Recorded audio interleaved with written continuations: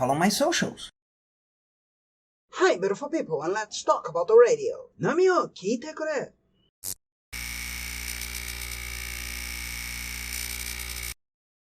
Comedy. Good morning, light spoilers!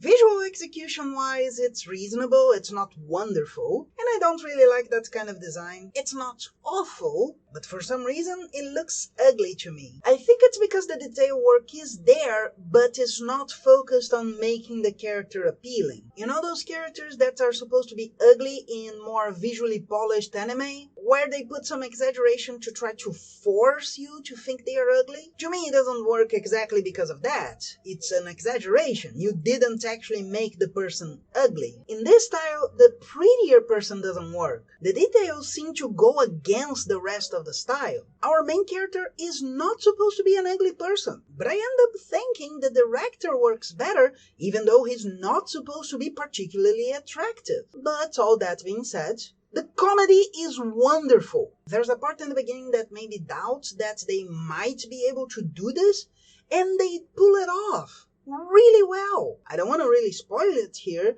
but really well done. Let the rocks roll.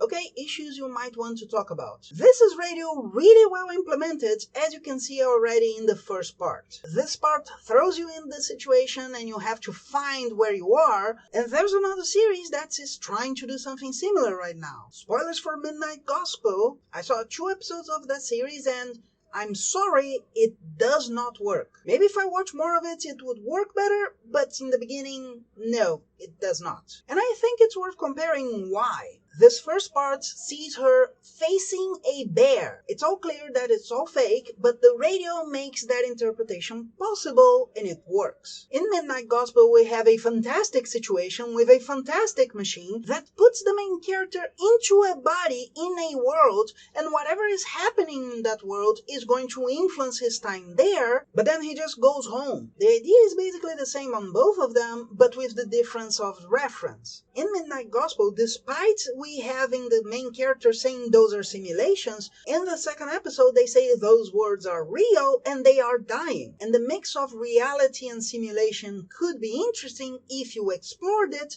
but in the very least in the beginning they do not do that. And it's one of the things that disappointed me in the series. Clearly they want to use the situation around them to make the people think about the topic they are discussing. In the second episode they do this way better than in the first, which is the only reason why I'm curious about watching the third episode maybe one day. But since they are discussing something, they say it's important to you, but they don't actually mix the two things, you create a conflict. Again, spoilers. They're talking about reincarnation and not worrying about your body while they are literally just become meat. Yes, really well thought out, but this philosophy says that whatever happens to you is not important, because your consciousness is going to survive and your body is not relevant. I'm not saying they are right or that they are wrong, I'm saying there is a huge conflict in saying the meat is not important, the meat goes away, while you literally see the meat take life and the meat being important.